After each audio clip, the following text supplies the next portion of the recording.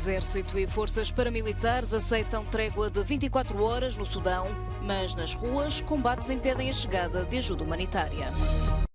O presidente da Ucrânia visitou a cidade de Avdiivka, um dos principais pontos da frente leste da batalha, e entregou condecorações aos soldados.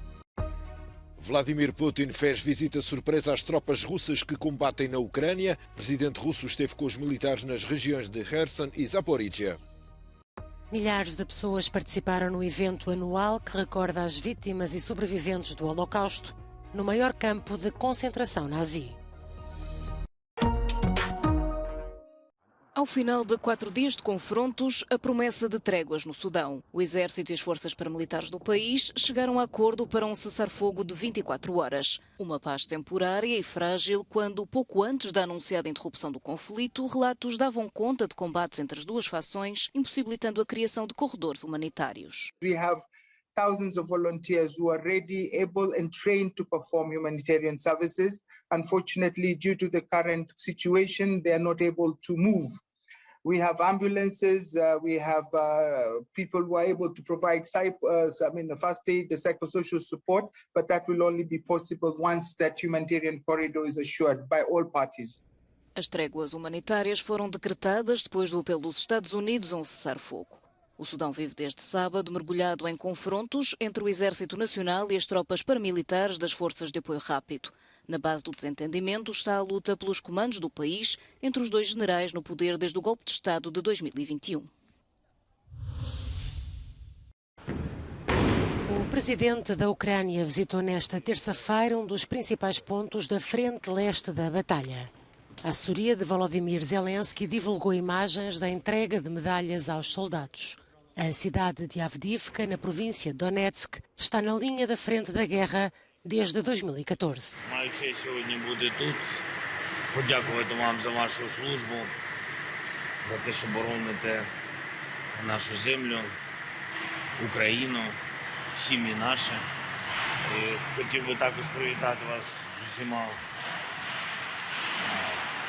святами, з Великоднем, побажати вам тільки перемоги, того, що бажаю кожному українцю і те, що дійсно дуже так важливо нам всім.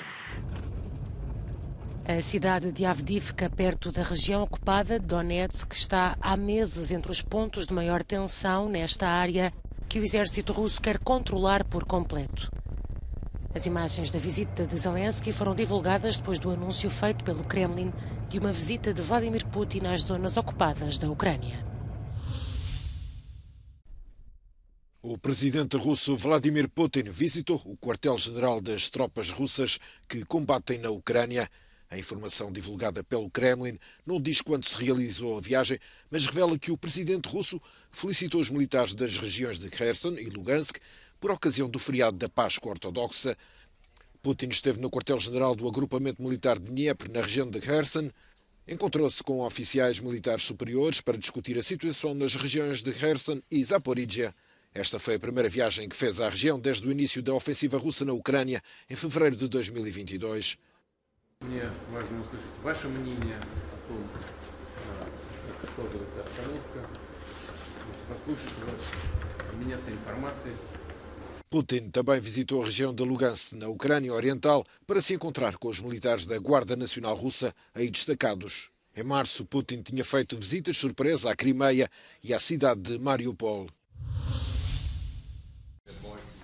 A reunião do G7 chegou ao fim com recados a dar. Reunidos no Japão, os chefes da diplomacia dos 7 países mais industrializados criticaram o cerco da China a Taiwan. A Rússia deixam também palavras duras e a promessa de mais sanções para que, nas palavras do ministro japonês, a Ucrânia não se torne num país do Sudeste Asiático. ロシアによる無責任な核のレトリックやベラルーシに核兵器を配備するという威嚇、これを受け入れられないことを確認をいたしました。さらに制裁回避や第三国等からのロシアへの武器提供に対処するための連携強化で一致をいたしました。Dos Estados Unidos, uma mensagem para o Sudão. O secretário de Estado norte-americano revelou ter pedido um cessar-fogo aos 2 generais em conflito após uma comitiva norte-americana ter sido atacada no país. We had an American diplomatic convoy that was fired on. all of our people are safe and unharmed. But this action was reckless, it was irresponsible, and of course unsafe. Antony Blinken aproveitou ainda a presença da homóloga francesa para, à margem da reunião do G7, esclarecer as recentes declarações de Emmanuel Macron a sugerir um distanciamento de Taiwan e, esclarecido, reiterar a aliança entre Estados Unidos e França. A próxima reunião do G7 irá decorrer em maio, também no Japão. As críticas do presidente do Brasil aos Estados Unidos e à Europa levantaram problemas em Washington. Lula da Silva disse na semana passada que os Estados Unidos e a União Europeia deveriam falar de paz em vez de prolongar o conflito na Ucrânia. Washington acusou Lula de papaguear a propaganda russa e o ministro dos Negócios Estrangeiros do Brasil já respondeu às críticas da Casa Branca. Não posso dizer nada porque nem ouvi, não sei do que se trata. Eu só posso dizer que o Brasil e a Rússia completam este ano 195 anos de relações diplomáticas com embaixadores residentes e, enfim, são dois países que têm uma história em comum.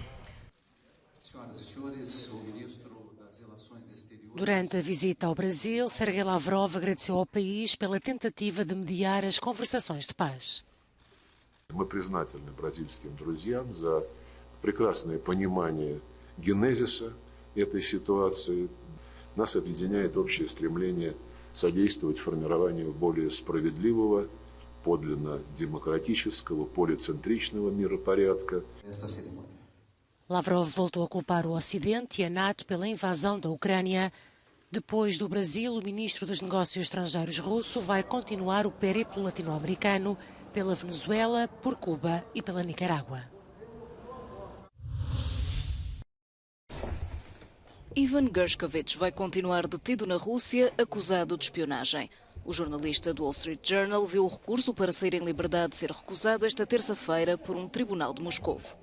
O Kremlin alega que o jornalista foi apanhado em flagrante delito a recolher informações sobre atividades de empresas russas no setor da defesa a pedido dos Estados Unidos. Gershkovich não era visto em público há semanas até comparecer em tribunal. Deverá ficar em prisão preventiva numa antiga instalação do KGB, pelo menos até 29 de maio. A decisão chega um dia depois de o mesmo tribunal ter condenado o ativista político Vladimir Kara-Murza a 25 anos de prisão por traição, divulgação de notícias falsas e gestão de uma organização ilegal. Nas Nações Unidas, mais de 40 países apresentaram esta segunda-feira uma declaração conjunta a exigir a libertação de Ivan Gershkovich e a condenar Moscovo pelo que consideram uma intimidação dos meios de comunicação social. O Parlamento Europeu aprovou 5 textos do chamado pacote legislativo Objetivo 55, que visa reduzir as emissões de gases com efeito de estufa em 55% até 2030. Nesta sessão plenária, terça-feira, foram aprovados instrumentos tais como o novo Fundo Social para o Clima, para ajudar as pessoas e as empresas mais pobres a melhorarem a eficiência energética. Outro instrumento novo é o mecanismo de ajustamento das emissões de carbono nas fronteiras. Atribui um preço mais caro a certos produtos importados dos países fora da União Europeia, porque a sua disponibilidade no mercado implicou maiores emissões de gases poluentes. It is an absolute game changer and it's really historic because for the first time we will start asking producers to pay for also the imported CO2 emissions. And it's for the first time that the EU or any other region in the world applies a carbon tariff or a carbon price on producers outside of the EU, which that's on itself historic. We hope that this will incentivize other regions in the world to join us in the EU to show the same ambition and decarbonize their economy as soon as possible and to keep so that we keep the 1.5 degrees within reach. Este mecanismo de ajustamento aplicar-se-á a várias indústrias, tais como a do aço, cimento, alumínio e fertilizantes. Entrará em vigor a 1 de outubro, mas com um período de transição. Para a Eurofer, a Associação Europeia da Indústria do Aço, são necessários mais detalhes para assegurar uma concorrência leal com as empresas fora da União Europeia e para não perder postos de trabalho. Our sector in the next 8 years is expected to invest around 30 billion euros to decarbonize. but at the same time it needs to remain competitive. So for instance, we have 45 billion euros of European steel that are exporting to third countries, and these exports with the current measures would be fully exposed to unilateral cost and would be made uncompetitive. So in short term, our survival is at stake and our transition to a green steel is also at stake. Também foi aprovada a reforma do regime de comércio de emissões de carbono, as licenças que as empresas compram para poderem emitir gases poluentes, sendo os seus proventos usados para financiar as políticas de eficiência energética.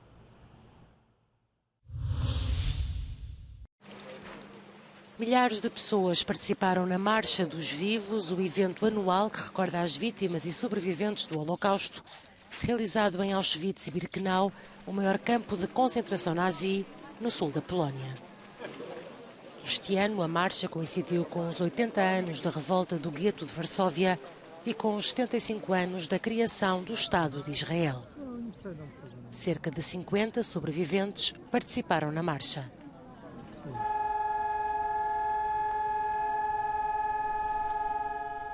Os israelitas cumpriram um minuto de silêncio em memória dos 6 milhões de judeus vítimas do Holocausto. Um terço dos judeus de todo o mundo foi assassinado durante a Segunda Guerra Mundial.